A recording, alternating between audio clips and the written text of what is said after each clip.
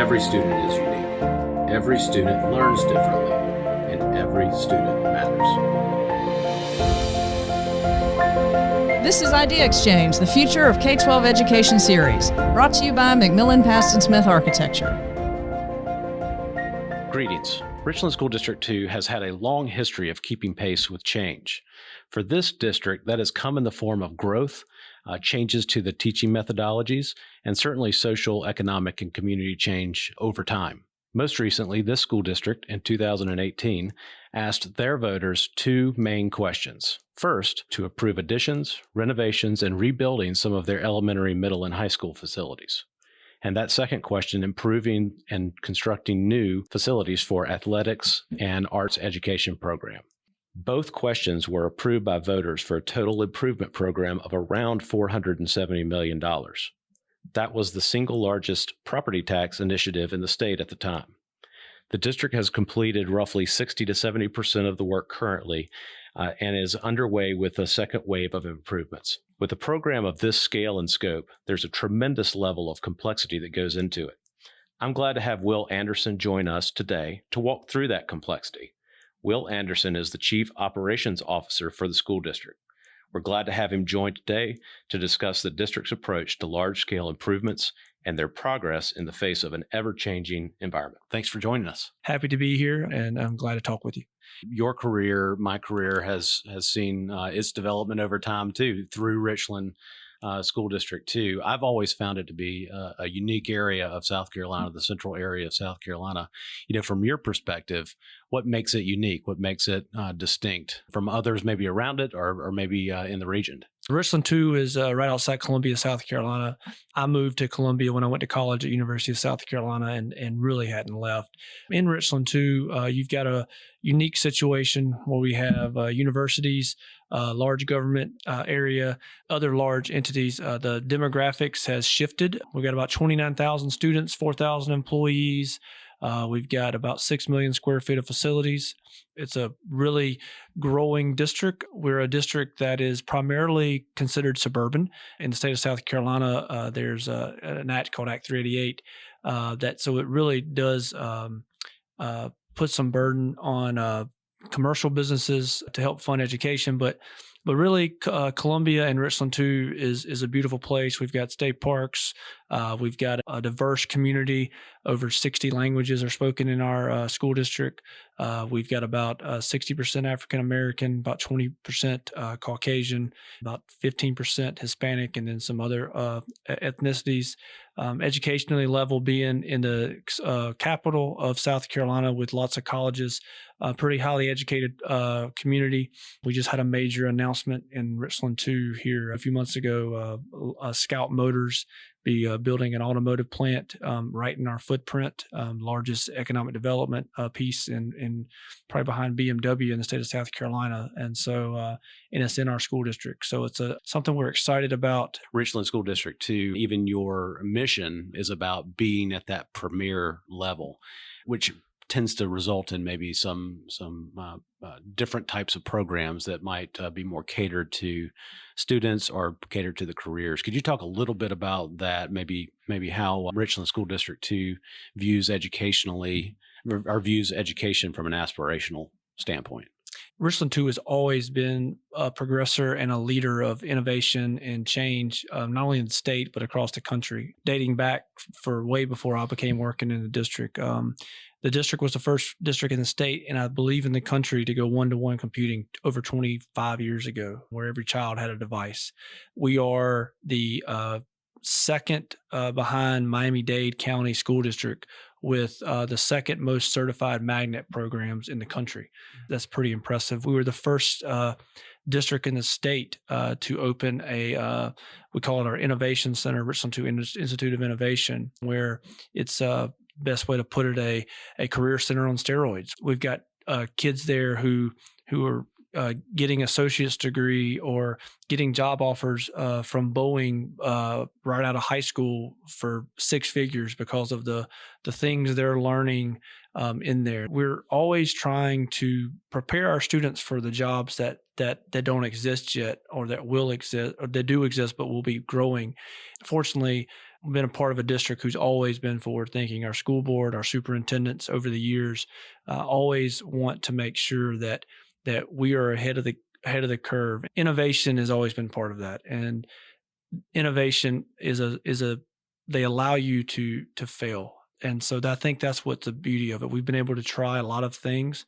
We've been successful, but we've also learned a lot. For about 7 years now, we have a program called the Innovation Incubator in District 2, where we allow anybody, students, staff, teachers, you name it, if they have an idea, we have a platform to allow them to take that idea. And we've got some pretty awesome things that have come from teachers. We had a couple of years ago, teachers found a need that didn't exist a way to really track student data, test scores and things like that. But the things that are hard to get, those kids who may have a single parent who works first and second shift or late to school. And so these teachers were able to take the Innovation Incubator and create a system with our IT department to better track students. So we've been able to track students better than we ever have. And that really started with teachers and the district allowing them a platform to do it. So I appreciate you saying that, Ben. It really is something that we honor and appreciate, but I don't think we celebrate those successes enough here in Richland too. Yeah, and that's a great word for it. Is every time you go into a new school or a renovated school in the district, you do really feel that celebration of it being really student focused on what they're doing, and it feels relevant from a quality standpoint when you're thinking about the quality of the educational environment. To obviously flexibility, like you said, if you're incubating, flexibility is usually fairly important, but it's a balancing act. There's people, there's the building itself, there's the operation of the building, and there's the cost of the building, of course. Are there guiding principles in your philosophy as you look at improving schools throughout a broad system like this? What's the guiding principle that kind of sticks it all back together? In order to get the guiding principles, we don't just pull them out of a hat per se, or we don't just think that I, as the chief operation officer or our facilities person, knows what it should be. And so we have a very thorough process every several years of redefining those guiding principles. They're a living, breathing document. And so we start with research, and it really diving into from brain research to safety and security research to white papers like your firm, McMillan Parsons Smith, has written, to other entities, and then talking to the end users. We need to talk to the end users. I'm not necessarily the user of the facility. Talk to kids, talk to students, talk to teachers, and really then come together and hash out what are our guiding principles. Get community feedback, get parent feedback, and that really helps shape that. And with any decision, not everything you hear is going to make it to our guiding principles, but it helps us get that feedback we need. And so when it comes to our guiding principles, the first and foremost thing is safe and secure.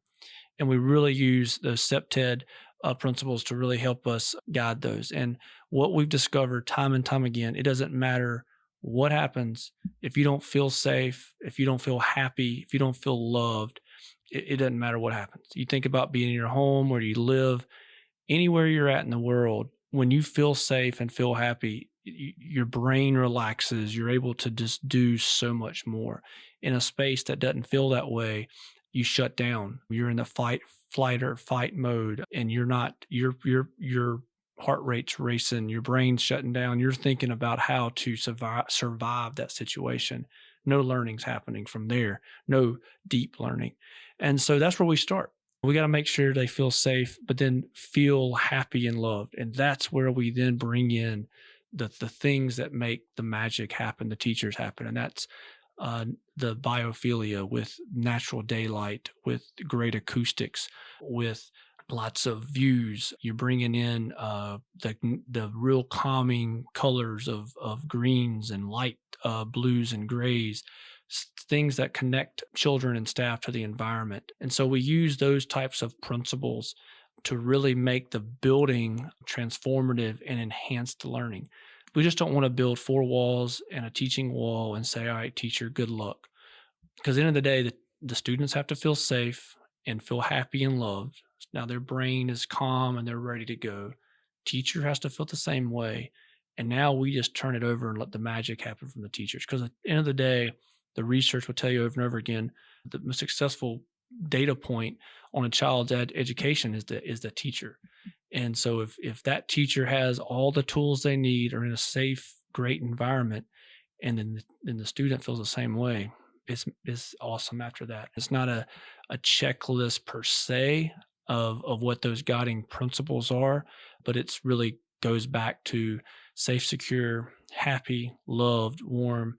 And then from those guiding principles, we then turn that into, for lack of a better word, architecture speak with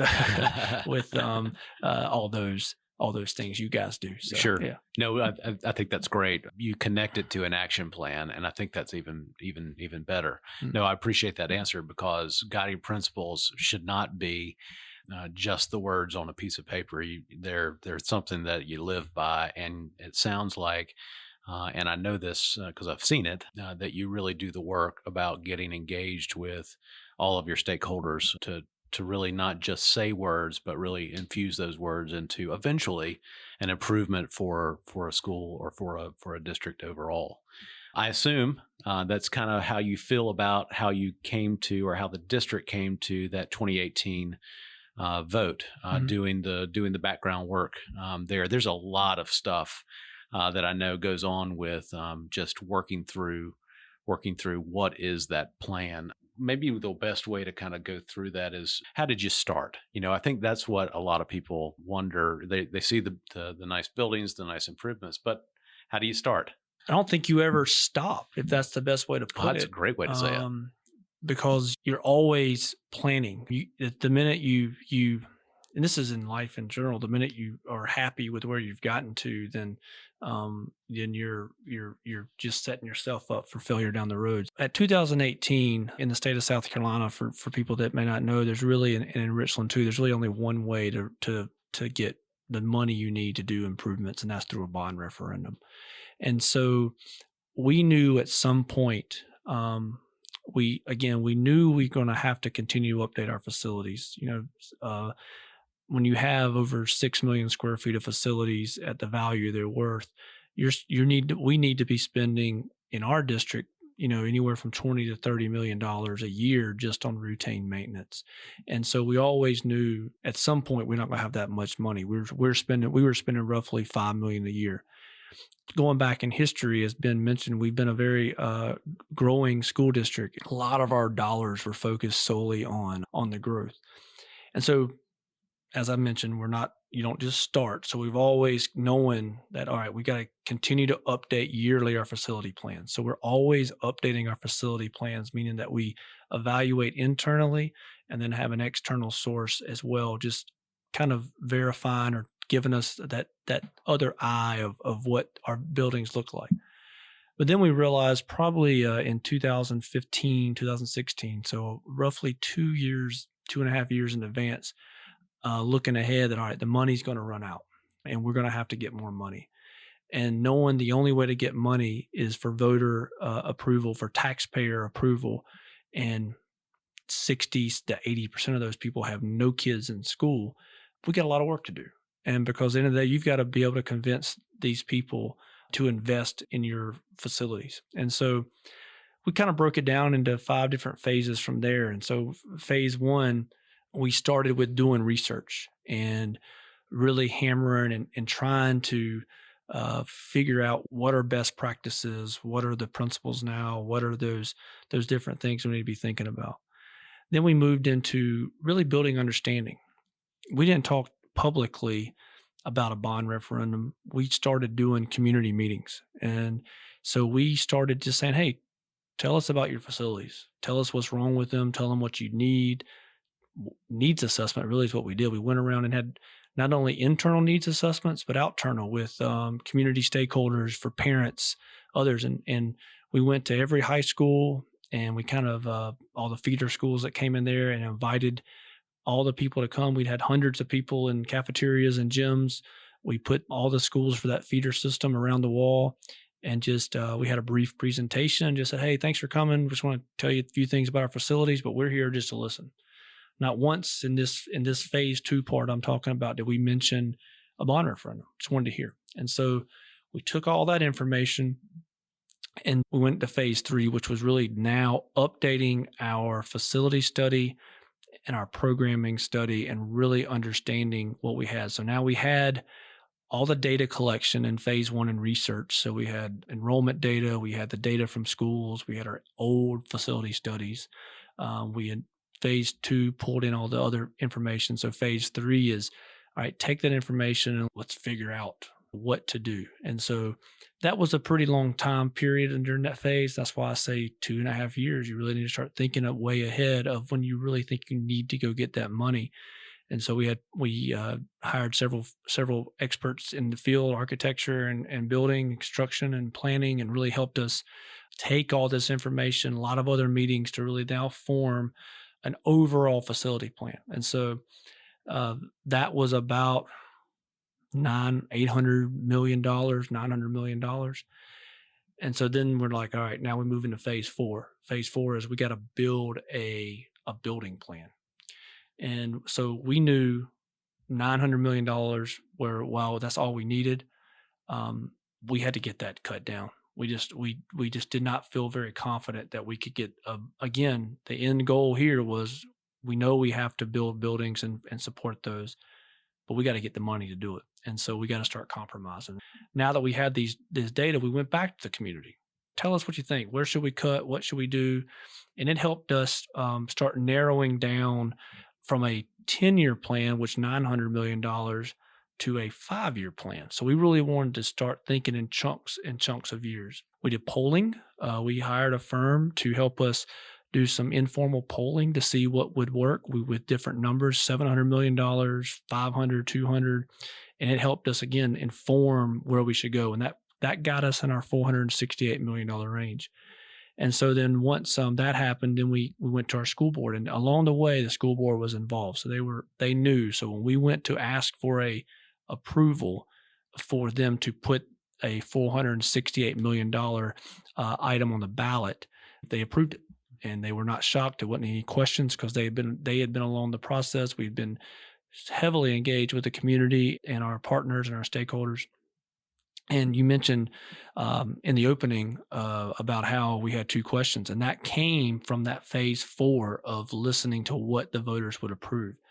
Arts and athletics, and especially athletics, can be very controversial when it comes to K-12 education. And so that polling data, that feedback session, when we went back to the community to ask them, said you need to have 1 question that's solely on safety, security, and academics, and 1 question on athletics and arts. So then we broke it up, and then for phase 5, last phase, of the bond referendum, get the money, because then we go into the implementation after that was really not us. We can't sell the bond. We can't tell you what to do. I can't sit here and tell you, Ben, vote yes or no, but I can tell you, here's everything you need to know to make your decision. Over a span of 90 days, I did about 68 informational sessions with a team of really telling them what was in the bond and just showing them the facts of what it would cost you as a taxpayer, the facts of what we were doing, and et cetera. And I failed to mention in that data collection phase and in that bond building phase in phase 4,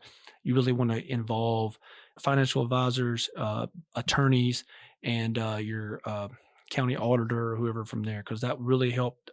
So, because one of the big things is we can tell them everything that we're going to do, but for that 70 to 80% that don't have kids, they just care about what their taxes are going to do. So being able to go to them and tell them what their current tax rate is and what it's going to be is very important. In November of 2018, both questions passed with over 65% yes. Was the largest single vote item money-wise in the state of South Carolina's history.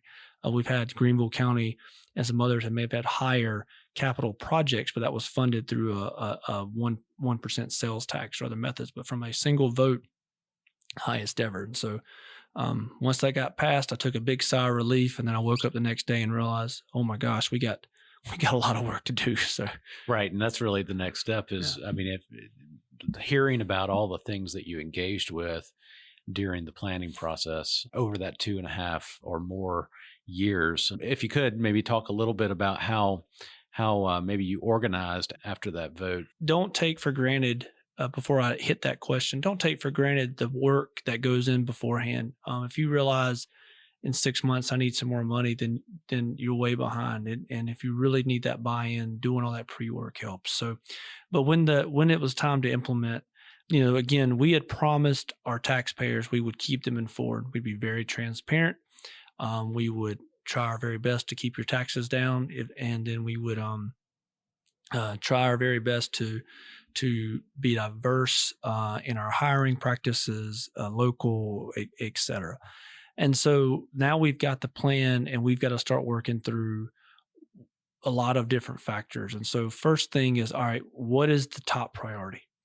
Let's prioritize what we need to do, because we can't do everything at once. And that's something you have to realize too. If you think you can do everything at once, it's probably not a good idea, both from a capacity of your internal staff who need to manage, or if you don't have an internal staff, hiring someone to manage that. We're fortunate enough in Richland too. We've got some very brilliant people who make my job easier, because they do a tremendous job. And then if you think about it as well, in our case, our neighbor, Lexington School District 1, had passed a pretty substantial bond referendum, about $300 million.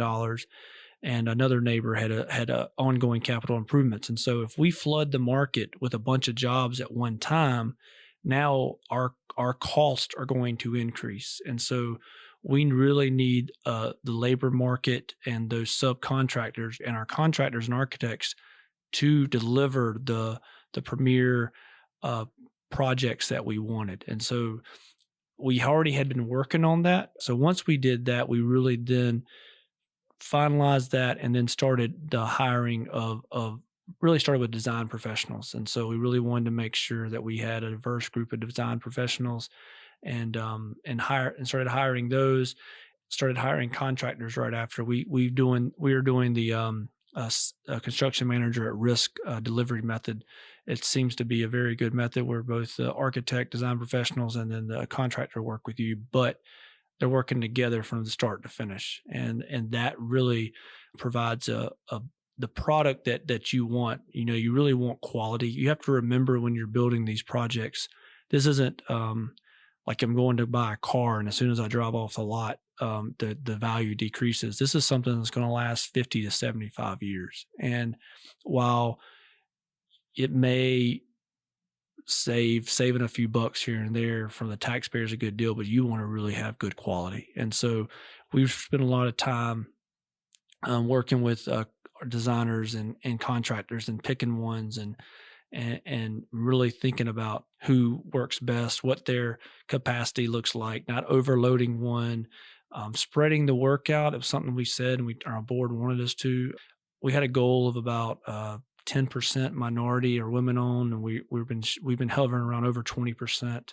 A lot of local work in our area, but we also didn't limit that because we understand the quality aspect. When we started the implementation, it really was a big piece of it is making sure we planned out when projects would start, when they would go, so we could be prepared for the capacity, so it would manage our prices, manage our taxes, so that we wouldn't be borrowing so much at one time that may cause taxes to go through the roof. And then back to the other part of your question about keeping the community involved, we monthly do updates at our school board meetings. We have an active website where we update progress with as much information as possible that we could share. And I think the thing is when you tell your public, or you tell anybody, I mean, for that fact, but especially if you tell a voting public what you're going to do, you better do it. We have communicated, like we said, we have built quality projects. To this date, we have not had a tax increase, which we never saw coming. Kudos to our finance department and financial advisors we've been able to manage the projects in a way that we have not had a tax increase, doing them on time and on budget.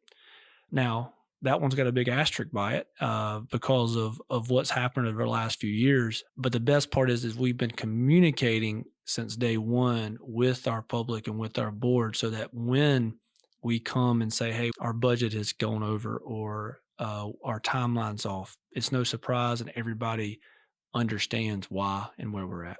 Back to that asterisk. That asterisk is the pandemic, which has really affected, as you said, cost and schedule. I know it's also affected labor in our area, both in terms of general contracting and in subcontracting.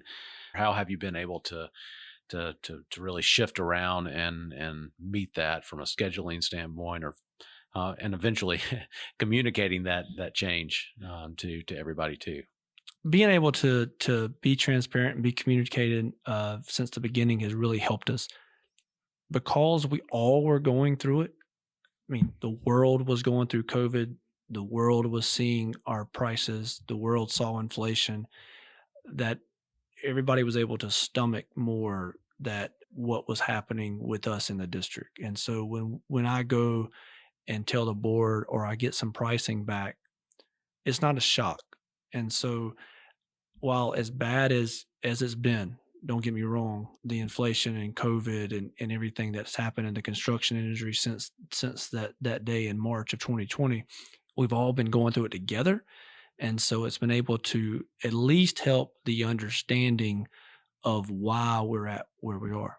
Now, to say all that, does it make it easier to implement what we said we're going to implement? No, not at all. That's where you have to really be strategic, and that planning process from the beginning comes back into play. We have failed. We're not perfect, but we've learned. And so we continue to, every time we do something, we have a bump in the road, we pivot, and we've been very flexible in what we've done. We've had to be flexible.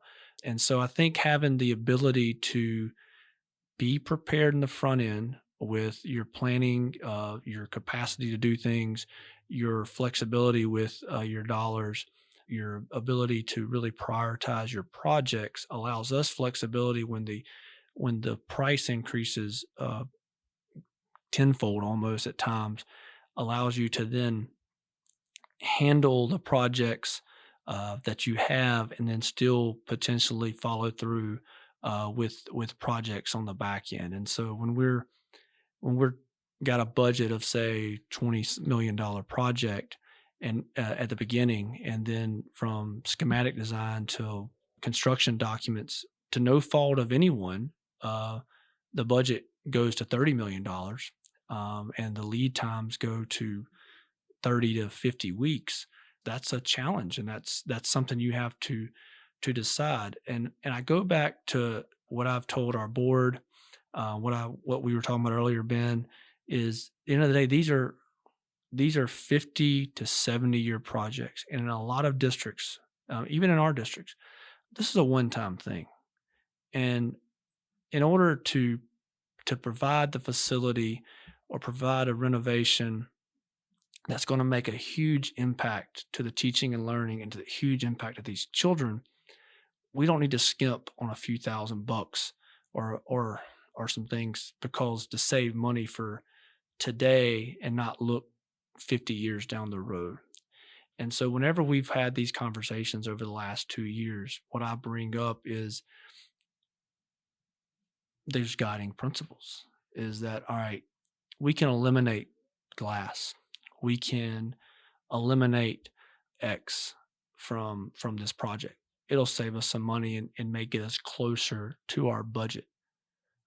But what's the impact 30 years from now or next year when this building opens on those children? Did we follow our guiding principles? Did we provide the space that we know in our heart is right for those kids? And those conversations have come up. And when I say I don't feel comfortable with that, and I put myself on a limb out here, but I'll figure out the money later. And fortunately for us, going back to planning well in advance, working really hard, a close relationship with our finance department, meeting twice a month on strictly finance and construction projects, has gotten us to a point where I can go and clearly articulate that we're able to do this project for $10 million more than originally budgeted, but I'm still going to be able to do these projects down the road because we've been able to save money in other places, but still never shortchange or never take away the quality and what we know right for kids. It's very challenging. And at some point, I know that my luck's going to run out on this, and I hope not. But I think I'll argue till I'm blue in the face about what I think's right for kids. And I've seen the impact that a facility has on kids. And what, in some cases, some of our kids who come from pretty high impoverished areas, their facility and some we have here are the nicest places they've ever been. And they feel safe and warm and happy and loved. And if it means spending a little bit more than I had budgeted on the front end, but it's going to pay huge dividends on the back end, then I think that's what we got to always remember. Confidence built those guiding principles or those goals right at the very beginning. I think that's what you're saying, is that, by continuing to be engaged with everybody that's involved, and that might mean the taxpayer. It might also mean the parent and the student and the community member too. But that continual engagement, makes everybody at least aware of what direction you're going. And I wonder if I know that might be part of it. Is that really the answer when you're talking about not just this one instance, but doing continual improvements over time? Yeah, you've really got to have clear expectations and have really solid relationships, and communicate effectively. Effectively communicating, meaning it's not just us telling them stuff. We do talk to people and tell them stuff, but we listen and take that feedback very, very seriously. Getting out there and building those relationships, staying firm on your expectations, and having effective communication will really help you get there. And this is something I continue to grow on and learn. I fail every day at all of these things, but I think if you can continue doing that, especially when it comes to a big project like this, you can be successful. That's great. I mean, I think that's wonderful, and especially seeing those results at the end of the day. I know that's, at least from my perspective, that's always the best part of it, is ribbon cutting and first day of school in a newly renovated or a new school, kind of all together. You've got a lot on your plate. How's it going? Where are you in the process kind of overall?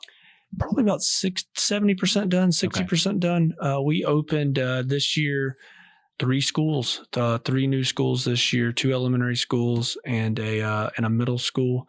We're in the process of finishing a project with our friends McMillan, Pass & Smith, our Performing Arts Center, first in Richland 2. We really don't have types of programs in the Northeast like that. So this, if you wanted to go see a show or go to a really nice restaurant, you have to go downtown Columbia, which is maybe 30, 40 minutes away. And so having this nice 50,000 square foot state-of-the-art Performing Arts Center is going to be amazing when that opens up in our area. But we're now transitioning into a lot of dirty projects, I guess you want to say, a lot of renovation projects. We prioritized what our needs were. And so we're into projects that need to be renovated. If we needed to, say, if we ran out of money or if we could kick the can a little bit, we could. But we currently have 11 active construction projects right now. We've got 5 in design, and we'll start 5 more design in about 8 months. And then that will really wrap up our bond referendum. And it was passed in November 2018.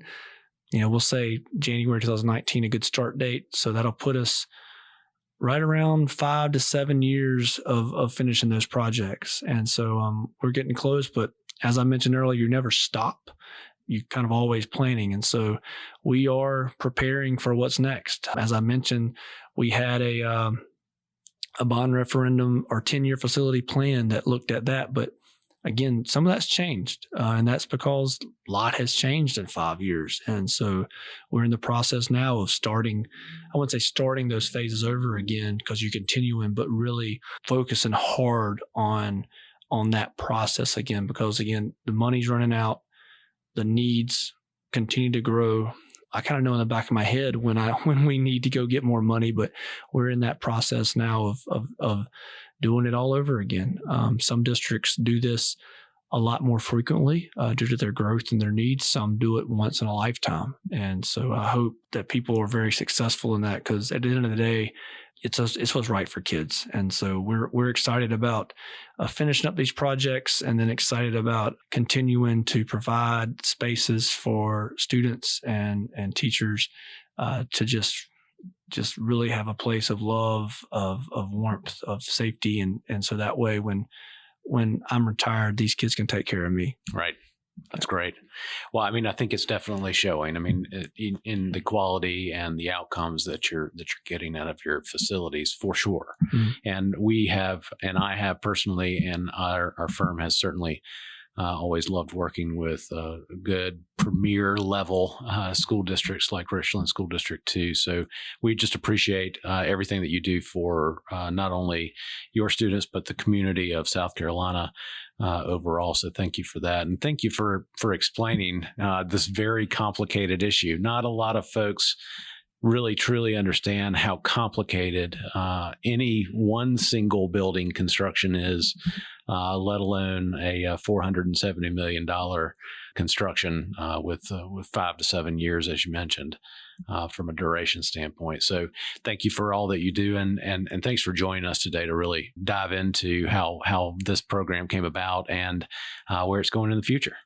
Thanks, Ben. I'm happy to be here. As I said, I love speaking about this, but I'm just one person. I have a lot of people on the team that I have the honor of working with, not only staff for Richland too, but amazing partners like yourself and the people at McMillan Patterson Smith, and a lot of different design professionals.